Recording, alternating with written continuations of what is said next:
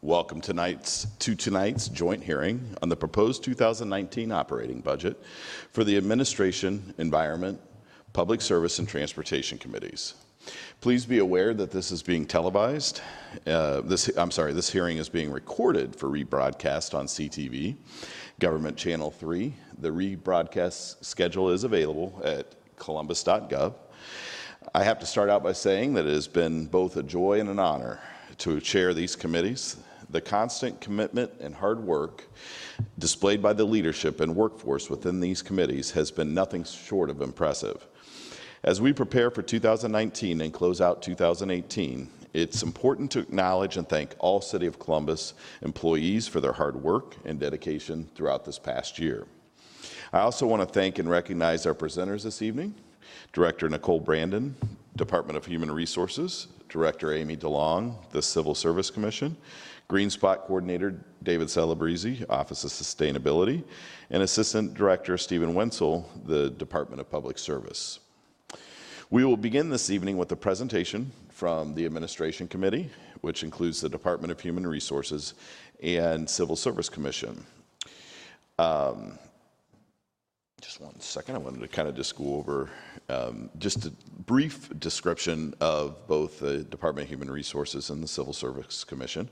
The Department of Human Resources provides leadership, direction, and support to city departments. The department is responsible for administering employee benefit programs, coordinating and delivering citywide training and workforce development opportunities, designing and administering a fair, equitable, and market-driven compensation management system, and providing for the consistent uniform administration of collective bargaining agreements. I am going to go ahead and turn the floor over to Director Brandon. And so you're up. Thank you. Thank you. Good evening, Chairman Remy and members of council and the team. I just want to thank you for the opportunity to provide an overview of the 2019 General Fund budget and the Employee Benefit Fund budget. The Department of Human Resources provides leadership that promotes and supports organizational excellence through strategic human resource consultation and programming.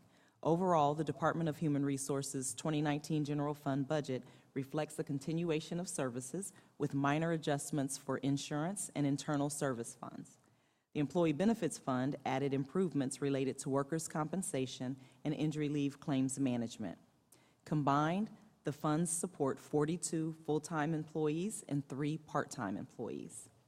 The 2019 General Fund budget totals $2,991,654, and this reflects an overall 1.35% increase over the 2018 budget. Staffing levels remain the same.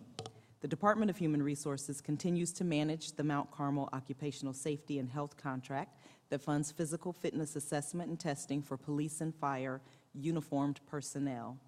The total budget is $1,200,000, and this reflects an increase of $36,000 over the 2018 budget total and is the result of an approved target adjustment to allow for a full-body skin cancer screening at each medical exam for firefighters.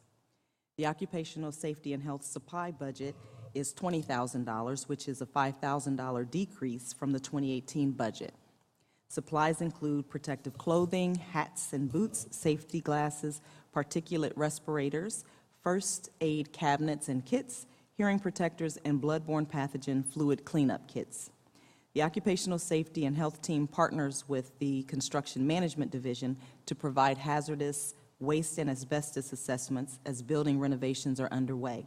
This allows the cost to be folded into the allotted capital renovation funds and therefore limits the impact on the general fund.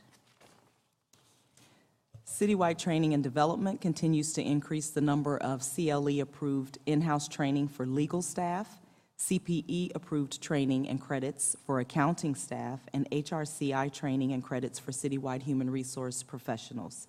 We have been able to do this by significantly reducing the number of temporary trainers and replacing them with professional full-time staff. This has improved operational efficiency and the overall quality of our training.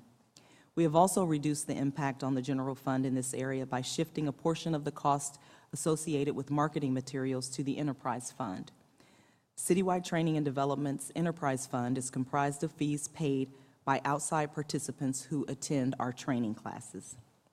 At this time, I will move to the Employee Benefits Fund.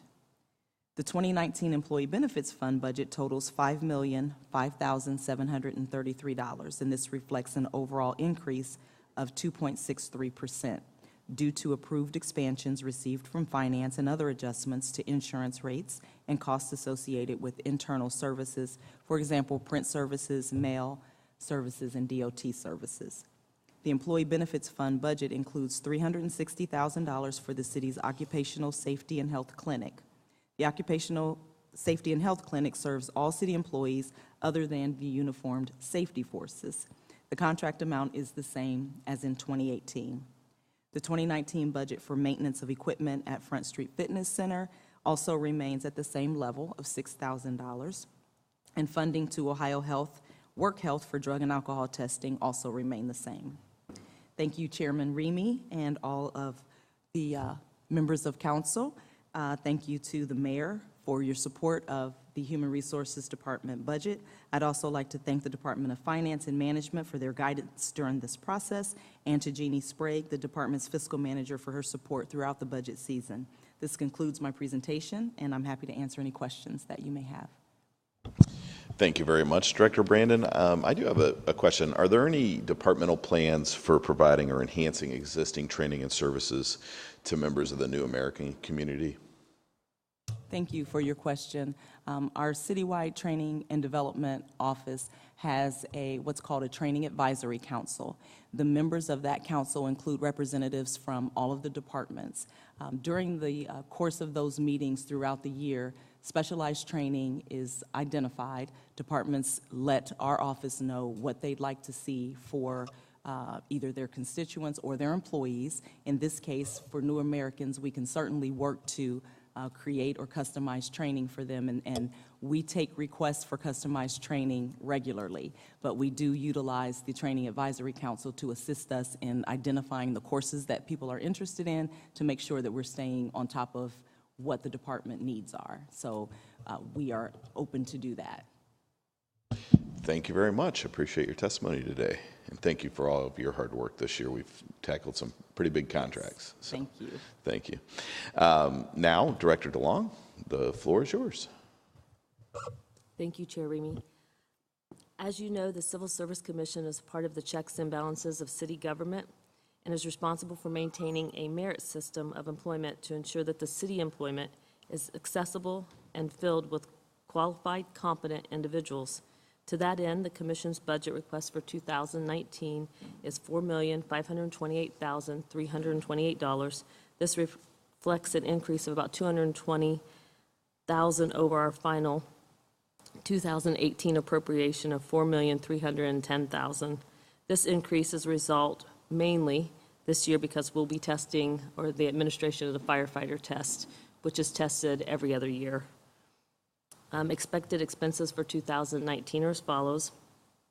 Our non-uniform testing staff, which is made up of 7 full-time employees, and their supplies is about $641,846. Our uniform testing staff, which is 9 full-time and 12 part-time, they'll be administering both police officer and firefighter, in addition to their other testing. And with staff and supplies, it's going to be $1,533,815. And then administration and other expenses, which includes Restoration Academy, at $286,000 is going to be $2,352,667.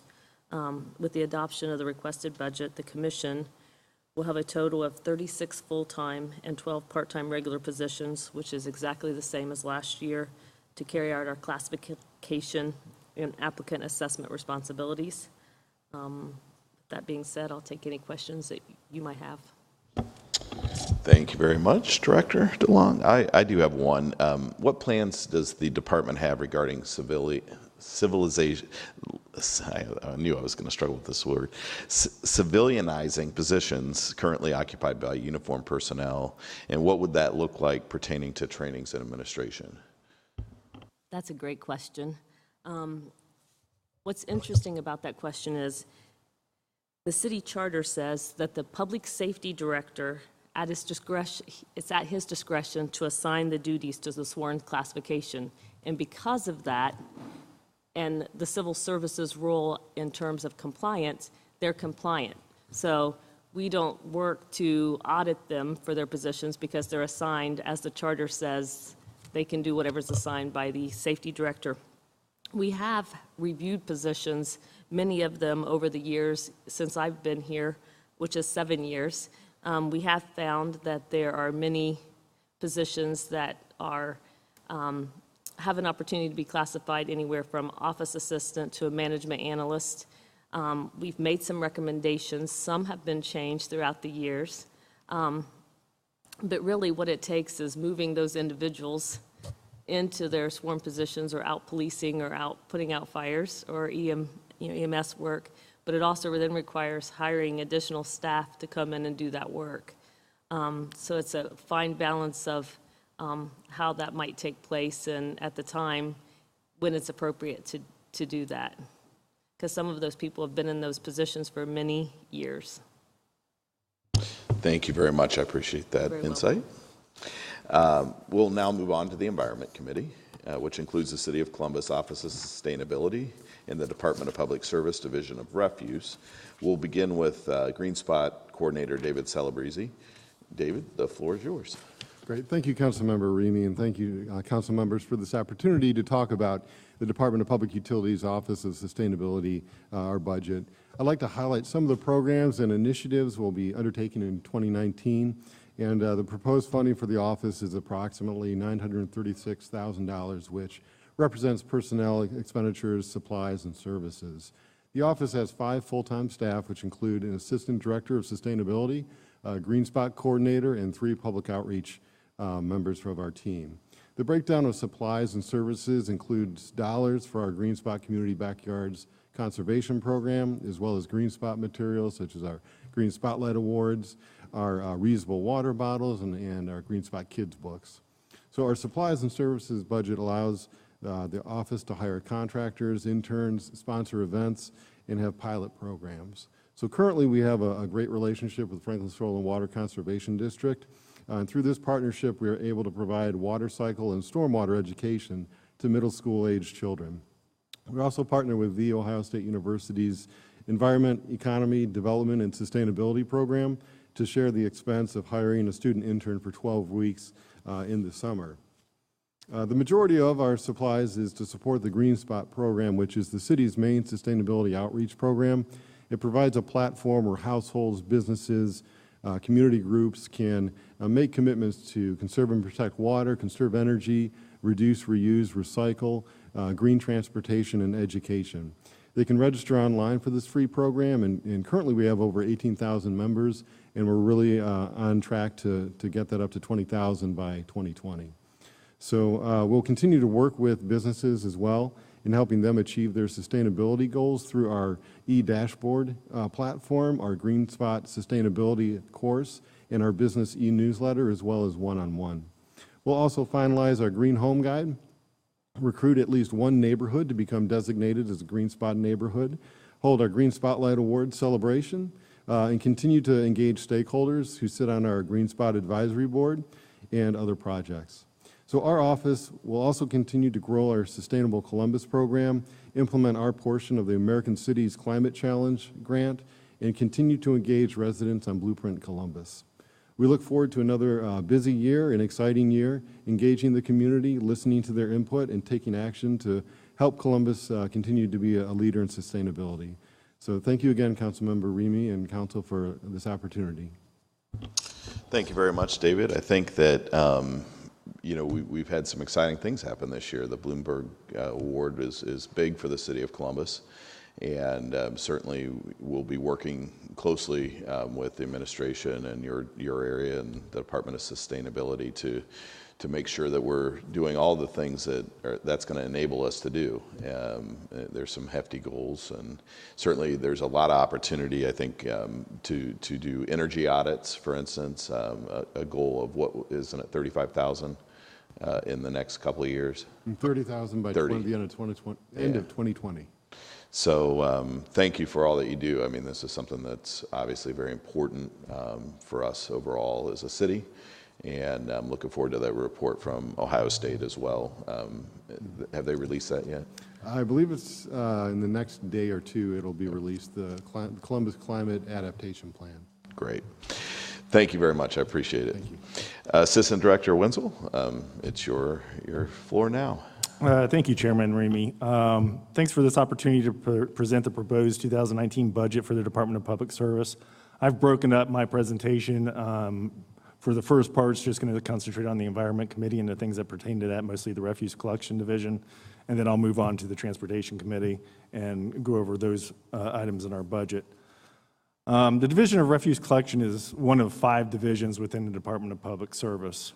The Refuse Collection Division provides residential refuse and bulk collection services, litter and recycling container management, dead animal pickup from public property, cleanup from major downtown special events like Red, White, and Boom, the Arts Festival, Jazz and Rib Fest, and administers contracts for yard waste and recycling services. In 2019, the Division of Refuse Collection, we have a proposed funding of $36.9 million, of which $33.3 million is funded from the general fund and $3.6 million is from the street fund.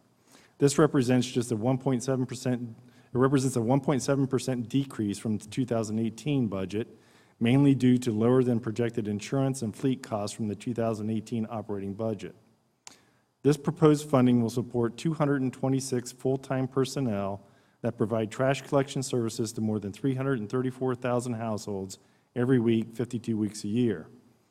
Of the $36.9 million, $17.9 million is related to personnel expenses, $165,000 is materials and supplies, $18.7 million is for services, of which $9 million is associated with the recycling and yard waste contract, and another $9 million is associated with fleet maintenance services. $72,000 is for claims, and $10,000 is for equipment. Of the 226 full-time personnel, 9 will be dedicated to support the Clean Neighborhoods Initiative to address the persistent problem of illegal dumping in our neighborhoods.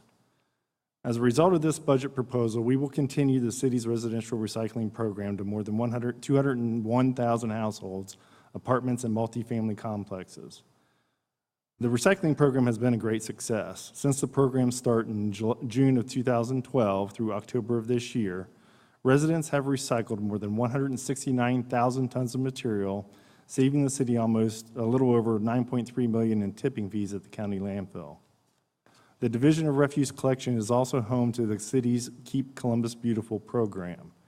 Every year, KCB's staff of 3 full-time people work with thousands of volunteers from neighborhoods, businesses, schools, churches, and other community organizations to clean litter from Columbus streets. In 2018, the KCB team partnered with 374 volunteer groups for litter abatement and beautification. In total, over 7,900 volunteers contributed over 21,500 hours to pick up almost 246,000 pounds of litter from public right-of-way, and to help enhance areas with trees, flowers, and removal of weeds and brush. This kind of work with the community will continue in KCB in 2019. That concludes my presentation of the Department of Public Service 2019 proposed budget as it pertains to the Environment Committee. I'd be happy to answer any questions you might have. You're not necessarily the expert on trash, so I will save those questions for Mr. Swager, but Yep. But certainly we've accomplished a lot, especially the illegal dumping initiatives that we implemented this year, and looking forward to the roving trash pickup that we started on the south side, but we'll also be doing Linden and the Hilltop here in 2019. So thank you for that report, Assistant Director Wenzel. I'll let you go right into Public Service and Transportation. Thank you, Chair Remy. Again, thanks for this opportunity to discuss our proposed 2019 budget for the Department of Public Service. The Department of Public Service is comprised of 5 divisions, as I mentioned. Refuse collection that we just went over, parking services, infrastructure management, traffic management, and design and construction.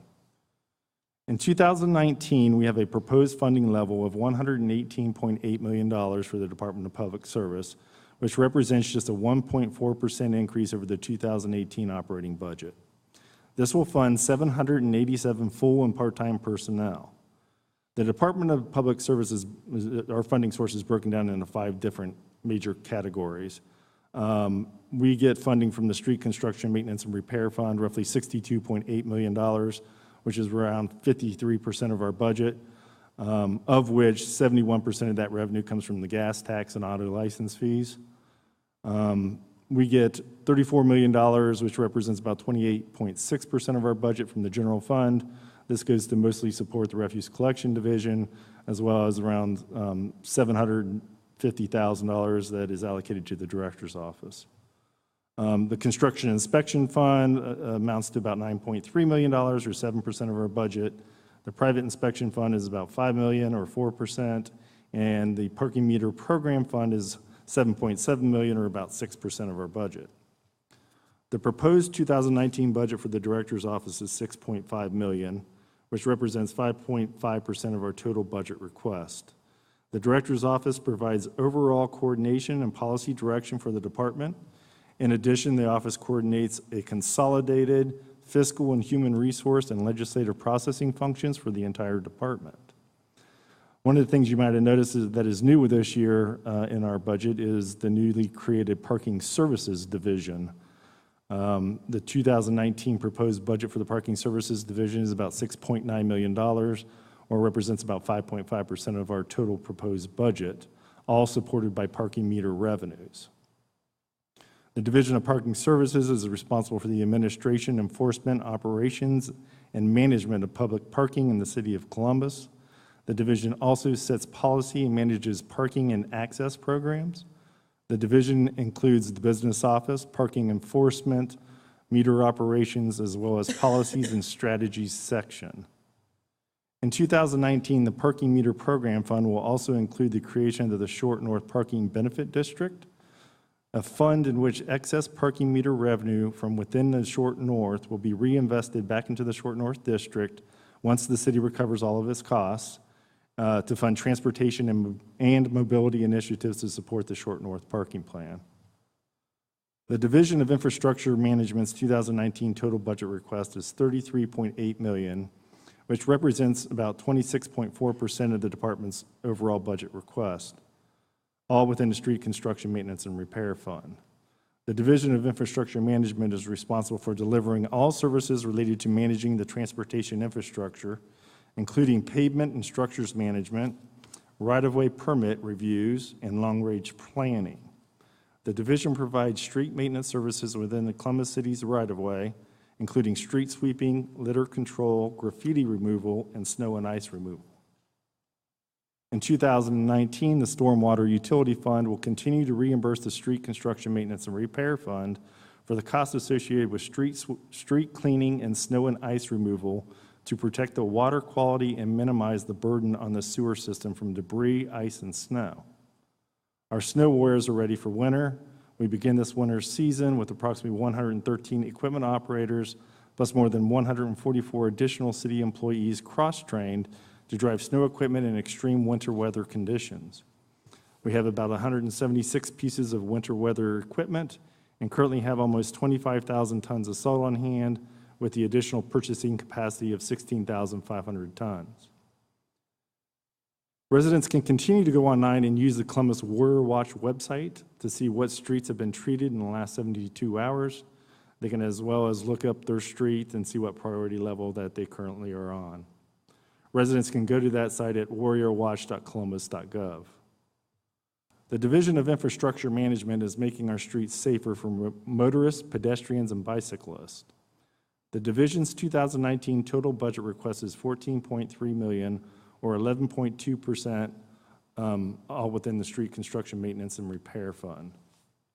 The Division of Traffic Management is responsible for planning, educating, and advocating for greater mobility of the various roadway users to ensure a safe and efficient transportation system for pedestrians, bicyclists, vehicular traffic, as well as improving neighborhood livability and safety. The Division of Design and Construction's 2019 budget is $20.3 million, which represents 15.8% of the department's budget request. $6.6 million of that is funded by the Street Construction Maintenance and Repair Fund. $8.7 million is within the Construction Inspection Public Fund. $4.9 million is within the Construction Inspection Private Fund. The Division of Design and Construction is responsible for developing quality construction plans, managing design contracts, and enabling the department to build and maintain a safe and efficient transportation system.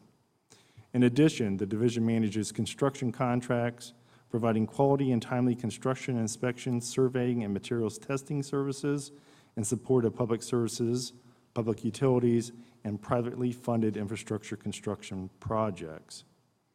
The Construction Inspection Fund includes funding for 57 full-time and 19 part-time employees to provide construction inspection services for City of Columbus projects. The Private Inspection Fund includes 30 full-time and 14 part-time employees to provide construction inspection services for private development. The changes you see to the Design and Construction's 2019 budget request coincide with the operations of the division. A majority of the division is self-supporting through either an internal service fund or a special revenue fund. The movements of these adjustments being made are just us aligning the personnel to where the actual work is. We're shifting more personnel that's associated with the public side versus the private side. What we've come to realize over doing some of our analysis that there's actually more of the public construction jobs going on right now that we need to inspect versus the private. So that concludes my presentation of the 2019 Department of Public Service operating budget. I'd be happy to answer any questions you might have. Thank you very much, Assistant Director. Can you discuss the trends in staffing with public service? Obviously, we're seeing a significant shift with the establishment of Parking Services Division, and a lot of FTEs are moving to that division because of their work function that lies there. But in other divisions like Refuse and Traffic Management, we're seeing flat staffing levels. And I might note that the department reports that refuse personnel are serving about 70 more houses per week than they were in 2014. So I wanted to, or wait, yeah, then they served in 2017. Excuse me, I got my dates wrong. But given the lack of growth in FTEs, that implies that they're either gains in operational efficiencies or they're being asked to do a lot more with less. And so can you discuss that a little bit for the public? Appreciate it. Yeah, thank you, Chair Remy. Yeah, you'll notice a significant shift of personnel within our budget.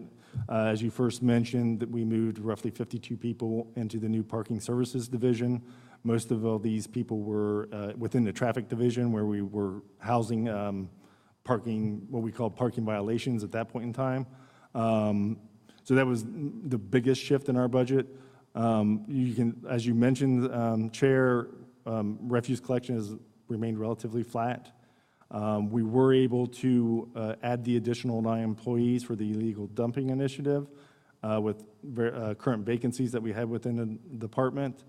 And you're right, most of what we've noticed over last year and this year is efficiencies that we've realized in the division. A perfect example of that is a major technology initiative that we started in 2017, and it's related to our Route Smart hardware and software implementation, as you recall. We took a 2-phased approach in this project. The first part was to look at all of our routes within the division and realign the routes to make it the most efficient use for both our drivers and our equipment. The second part of that was to install in-cab navigation devices so we can make changes on the fly. That way, if someone finished with their route early, they could help out with someone else that was maybe behind on a route by actually receiving that information through GPS signal and getting the updated route and being able to go over and help out that other individual with their route. So by utilizing this new technology, the Refuse Collection Division was able to basically reduce the number of routes they had by 20 per week, which is pretty significant to them. So we were able to basically do less or more with less. So we were able to basically stretch some of the current routes larger, and maybe some of the larger routes smaller to kind of even the balance across the whole division. And we were able to basically save some positions that way, and that's how we were able to fund some of these new initiatives like the illegal dumping. So, and also, one thing I wanted to note, you're designating 9 full-time employees for the litter initiative, but the division's full-time employees are flat, right? Yes, that's correct. That is correct. We're utilizing existing vacancies that we have within the division. Do you anticipate that this could stress the current levels in the other side even further? No, I don't think so, since some of these efficiencies within the routes that we've established with the utilization of this new technology, we've already kind of realized by just the existing vacancies that we've had all year that we've not needed to fill. We've been trying to, get to a level staff that makes sense within that division. We're having a harder time finding the right caliber of people to, as you know, it's a pretty unique person to drive one of the refuse trucks and put in that heavy manual labor. And with the unemployment rates being real low in Columbus, we're having a hard time finding qualified people. We've been doing a lot of outreach to some of the other organizations that provide CDL training and things of that nature. We're even starting some even into the high schools of maybe looking at individuals that aren't interested in going to college, but would look to have a nice career and doing something with the city. So we're doing different things to kind of reach out and fill some of those vacancies. But currently right now, we're doing a good job with at least maximizing our routes and being able to do that. If you're going to see anything suffer, it's going to be on the bulk side, because our number one main priority, as you know from talking with Tim, is to pick up residential trash. So what you'll see is sometimes when we do slip, is slipping on the bulk side. So our goal is to try to pick up bulk within 2 weeks, but sometimes as we get stretched, that does tend to fall out a little bit longer. Thank you very much. I appreciate that explanation. I have no speaker slips this evening. So seeing that there's no questions and no slips to speak on, I want to thank Directors Brandon and DeLong for your presentations this evening, Assistant Director Steve Wenzel, and Green Spot Coordinator David Celebrezzi for being here and providing your presentations. I'd also like to thank my staff, Jeff Carter, Lucy Frank. I appreciate all the help in getting this hearing organized, and certainly would be remiss to thank our legislative research staff, Matt Erickson for his help with public service and transportation, and the outgoing Mike Kassler, who's retiring in just a few days, for his help with administration. We wouldn't be able to do this without their research. This will conclude tonight's hearing on the proposed 2019 operating budget for the Administration, Environment, and Public Service and Transportation Committees. Have a great evening and happy holidays.